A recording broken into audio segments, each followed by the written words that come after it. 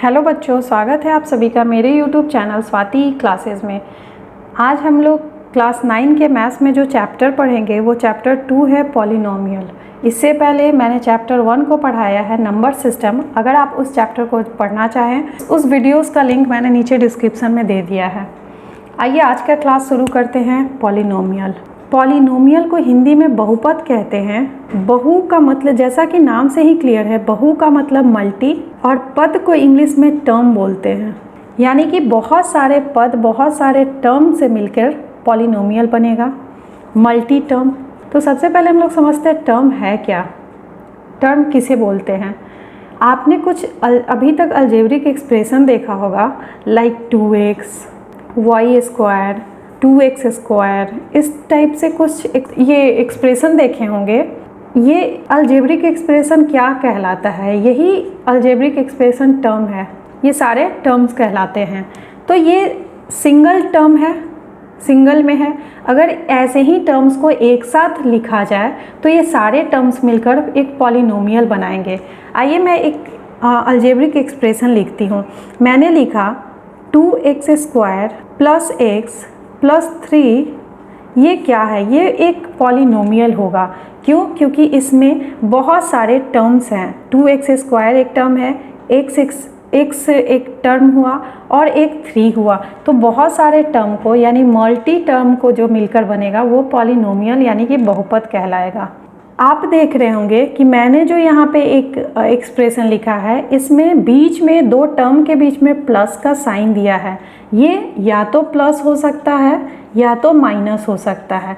हम लोग ऐसे भी लिख सकते हैं 2x square minus x plus 3, ये भी एक पॉलिनोमियल होगा। लेकिन क्या इसके जगह पे हम लोग मल्टीप्लाई का साइन लिख सकते हैं? 2x स्क्वायर इंटू x, ये एक पॉलिनोमियल हुआ? नहीं होगा, क्योंकि आपको भी पता है कि ये 2x क्यू हो जाएगा और 2x क्यू मल्टीप्लाई के कारण ये 2x क्यू हो जाएगा और 2x क्यू एक ही टर्म होगा। तो कभी भी मल्टीप्लाई का साइन इसके बीच में नहीं हो सकता। हमेशा प्लस या माइनस के साइन के साथ ये एक इक्वेशन या एक्सप्रेशन बनेगा। ये पॉलिनोमियल कहलाएगा। इस पॉलिनोमियल में 2x स्क्वायर भी एक टर्म है, x भी एक टर्म है और 3 भी एक टर्म है। तो इस तरह से हम लोग जाने कि टर्म किसे कहते हैं। अब आइए मैं एक पॉलिनोमियल को लिखती हूँ और देखते हैं कि पॉलिनोमियल में क्या क्या हो सकता है। मैंने एक पॉलिनोमियल आपके सामने लिखा। ये क्या है? ax square plus bx plus c मैंने लिखा, जहाँ a, b और c कांस्टेंट कहलाता है, जिसे हिंदी में अचर, और x को हम लोग वेरिएबल कहते हैं। वेरिएबल को हिंदी में चर कहते हैं। कांस्टेंट का मतलब क्या हुआ और वेरिएबल का क्या मतलब हुआ? कांस्टेंट a b c यहाँ कांस्टेंट को डिनोट कर रहा है। इसके जगह पे हम लोग, जैसे मैंने यहाँ पे इस इक्वेशन में लिखा था 2x स्क्वायर के आगे 2 था, यहाँ पे कुछ नहीं है तो 1 हुआ और यहाँ 3 था। ये 2 3 मैंने यहाँ पे लिख दिया 2x square plus 4x plus 3, ये एक इक्वेशन हुआ। इसमें 2, 4 और 3 a b c के जगह पे है, जो कि एक कांस्टेंट है। कांस्टेंट का मतलब हुआ उसका वैल्यू कभी भी चेंज नहीं होगा। 2 को आप कहीं भी 2 के वैल्यू को चेंज नहीं कर सकते हैं। ये 2 कहीं पर भी 2 ही रहेगा, इसका वैल्यू 3 नहीं हो सकता है।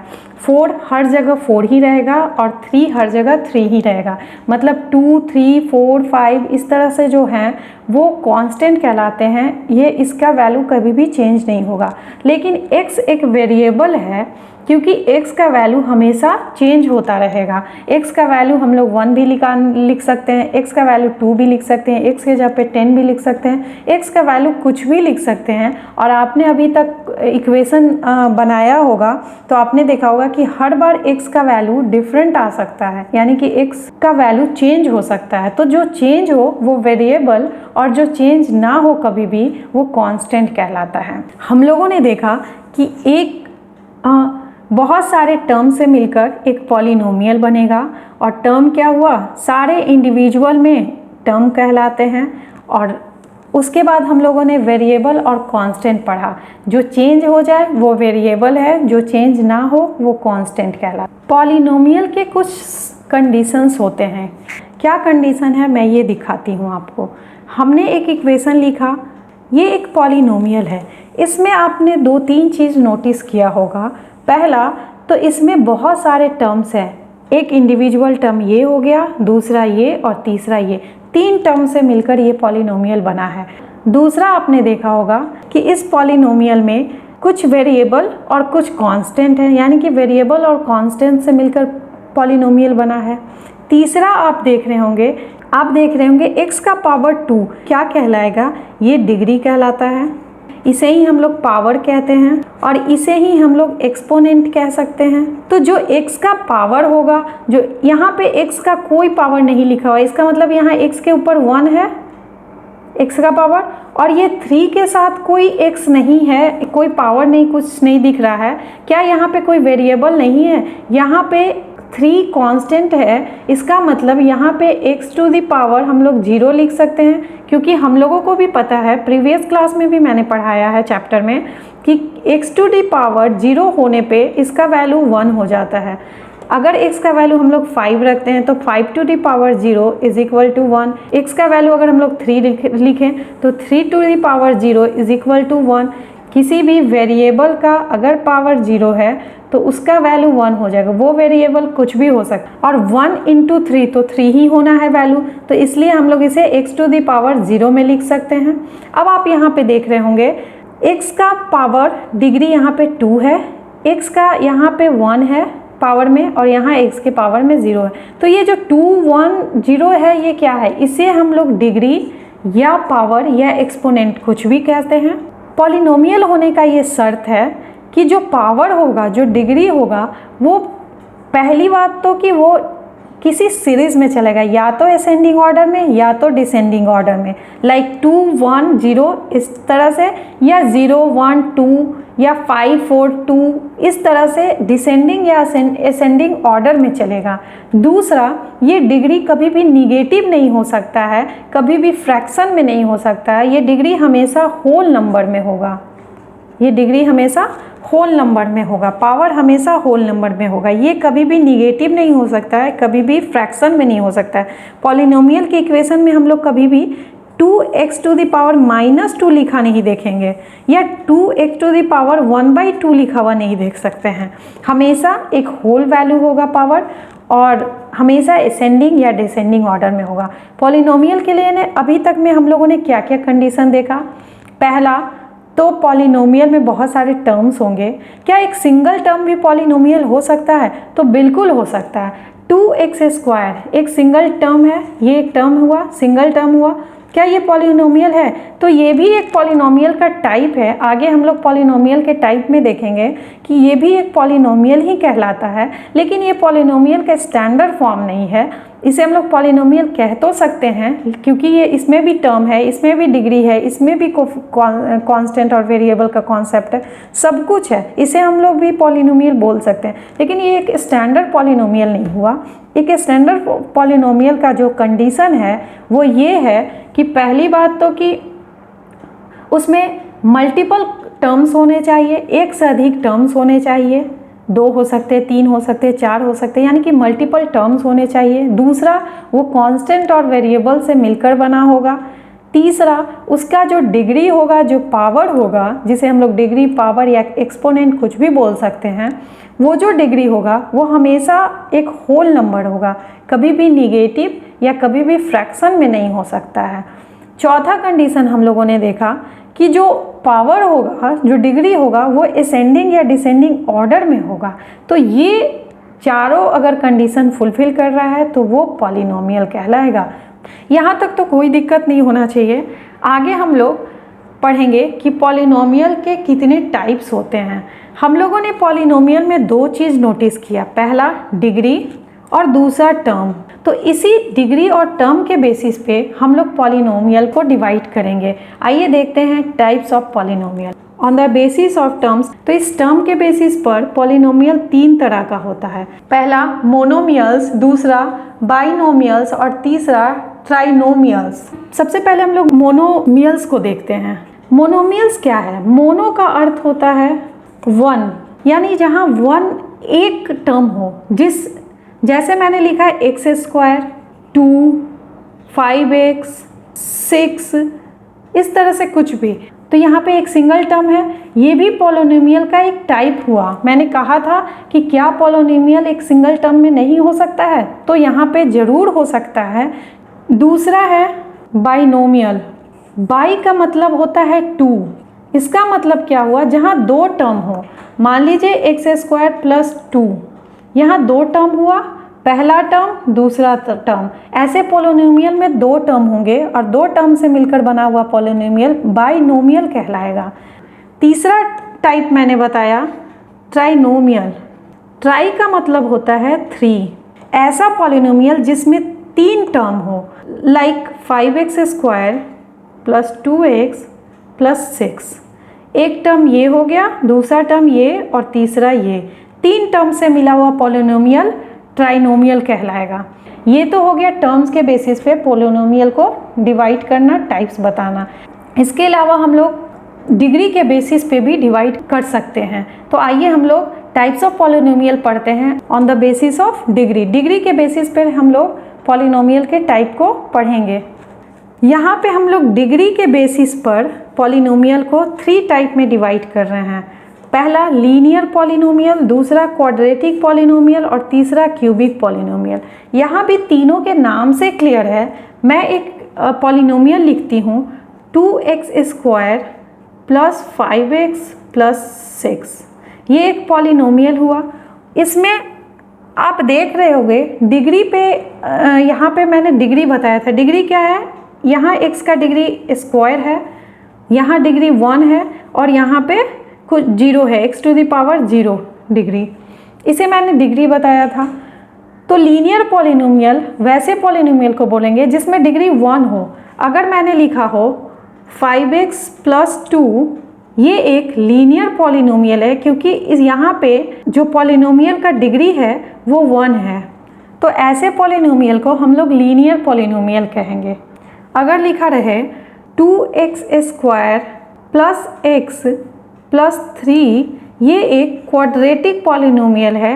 क्वाड्रेटिक में स्क्वायर जो होगा, पावर जो होगा वो स्क्वायर में होगा, जो डिग्री होगा वो स्क्वायर में होगा। यहाँ पे स्क्वायर में है तो ये क्वाड्रेटिक पॉलिनोमियल का एग्जाम्पल हो गया। अगर polynomial x³ plus 2x² plus x plus 3 रहे तो यहाँ पे ये पावर 3 में है, 3, 2, 1। क्यूबिक में 3 में पावर रहे तो ऐसे पॉलिनोमियल को क्यूबिक पॉलिनोमियल कहेंगे। किसी भी पॉलिनोमियल का डिग्री कैसे, अगर मैंने लिखा 2x² प्लस x प्लस 3, इस पॉलिनोमियल में डिग्री तो सारे का है। x में यहाँ पे 2 है डिग्री, यहाँ x का 1 है डिग्री और यहाँ पे 3 में x⁻0 है डिग्री। लेकिन इसमें जो सबसे हाईएस्ट होगा, इस पॉलिनोमियल में जो सबसे हाईएस्ट दिख रहा है वो 2 दिख रहा है। तो इस पूरे पॉलिनोमियल का डिग्री हम लोग 2 कहेंगे। यहाँ पे डिग्री आप देख रहे हो 2 भी डिग्री है, 1 भी डिग्री है, 0 भी डिग्री है, लेकिन इस पूरे में जो हाईएस्ट है वो 2 है। तो इस पूरे पॉलिनोमियल का डिग्री ऑफ द पॉलिनोमियल कहलाएगा 2। अगर कोई पूछे किसी पॉलिनोमियल को लिख के कि इस पॉलिनोमियल का डिग्री क्या होगा, तो जो सबसे हाईएस्ट पावर उसमें होगा उसे ही हम लोग पॉलिनोमियल का डिग्री मानते हैं। तो अगर जो सबसे हाईएस्ट वैल्यू है वो 1 रहे, जैसे यहाँ पे इस पॉलिनोमियल में हाईएस्ट वैल्यू 1 था, इसलिए इस पॉलिनोमियल का जो डिग्री हो जाएगा 1 हो जाएगा और ऐसे पॉलिनोमियल को हम लोग लीनियर पॉलिनोमियल कहेंगे। अगर पॉलिनोमियल का जो सबसे हाईएस्ट पावर है, डिग्री है, वो 2 रहे तो पूरे पॉलिनोमियल का डिग्री 2 कहलाएगा और ऐसे पॉलिनोमियल को हम लोग क्वाड्रेटिक पॉलिनोमियल कहेंगे। अगर किसी पॉलिनोमियल का सबसे हाईएस्ट डिग्री 3 रहे तो वो पूरे पॉलिनोमियल का डिग्री 3 कहलाएगा और ऐसे पॉलिनोमियल को हम लोग क्यूबिक पॉलिनोमियल कहेंगे। और ये डिग्री के बेसिस पे हम लोग पॉलिनोमियल को पढ़ते हैं ऐसे। इसके बाद हम लोग एनसीईआरटी से एक्सरसाइज 2.1 को सॉल्व करेंगे बच्चों। 2.1 को सॉल्व करने के लिए 2 चीज़ों को जानना और ज़रूरी है आपका। पहला तो कोफिशिएंट किसे कहते हैं। अगर मैंने लिखा इक्वेशन 5x प्लस 2, तो ये 5 क्या है, कांस्टेंट तो ये है ही, x का कोफिशिएंट है 5, ये 2 एक कोफिशिएंट हुआ, x टू द पावर 0 का ये इस x का 2 कोफिशिएंट हुआ। इस इक्वेशन में x स्क्वायर का कोफिशिएंट 2, x का कोफिशिएंट 5 और इस x टू द पावर 0 का कोफिशिएंट 6 है। तो कोफिशिएंट किसे कहते हैं ये भी जानना ज़रूरी है। उसके अलावा एक बात और जान लेते हैं हम लोग कि कोई भी पॉलिनोमियल एक 1 वेरिएबल भी हो सकता है और 2-3 वेरिएबल भी हो सकते हैं। मैंने अभी तक जो एग्जाम्पल दिया वो 1 वेरिएबल का दिया। क्यों? मैंने लिखा 2x square plus 5x plus 3। आप इस पॉलिनोमियल में देख रहे हैं कि यहाँ x एक वेरिएबल है, यहाँ एक ही वेरिएबल से ये पॉलिनोमियल बना है x। ये वैसा पॉलिनोमियल है जिसमें वेरिएबल एक ही वेरिएबल है x। लेकिन एक ऐसा भी पॉलिनोमियल हम लोग लिख सकते हैं, मान लीजिए लिखा हुआ है 3x square plus 4y plus 2। ये भी एक पॉलिनोमियल है, लेकिन यहाँ पे हम लोग क्या देख रहे हैं कि जो वेरिएबल है वो x भी है और y भी है। यहाँ 2 वेरिएबल है। वेरिएबल को हम लोग x, y, z किसी चीज़ से डिनोट कर सकते हैं। तो एक पॉलिनोमियल में x, y, z तीनों भी हो सकता है, या सिर्फ x में पॉलिनोमियल हो सकता है, सिर्फ y के टर्म में हो सकता है। अभी तक जो मैं एग्जांपल दे रही थी उसमें सिर्फ एक ही वेरिएबल x हो रहा था। हम लोग पॉलिनोमियल को इस तरह से भी लिख सकते हैं जिसमें 2 वेरिएबल x और y 2 वेरिएबल हो सकता है। तो वेरिएबल को हम लोग x, y, z से डिनोट करते हैं। और मैंने पहले भी बताया था कांस्टेंट को हम लोग a, b, c में डिनोट कर सकते हैं। वेरिएबल्स को x, y, z में, कांस्टेंट को a, b, c से डिनोट किया जा सकता है। दोनों में अंतर क्या होता है? कांस्टेंट कभी चेंज नहीं हो सकता है, लेकिन जो वेरिएबल है उसका हमेशा वैल्यू चेंज हो सकता है। x का वैल्यू 1, 2, 3, 4 कुछ भी हो सकता है, y का वैल्यू कुछ भी हो सकता है, z का वैल्यू कुछ भी हो सकता है। और वेरिएबल को हम लोग x, y, z किसी भी फॉर्म में डिनोट करके लिख सकते हैं। एक पॉलिनोमियल में 1 वेरिएबल भी हो सकता है, 1 से ज़्यादा यानी कि 2-3 वेरिएबल्स भी हो सकते हैं। तो हम लोगों को पॉलिनोमियल चैप्टर में इतना ही पढ़ना है, जिससे एक्सरसाइज 2.1 के क्वेश्चंस को हम लोग ईजिली सॉल्व कर सकते हैं। नेक्स्ट क्लास में हम लोग एक्सरसाइज 2.1 के क्वेश्चंस को सॉल्व करेंगे। आज के क्लास में बस इतना ही बच्चों। Thank you.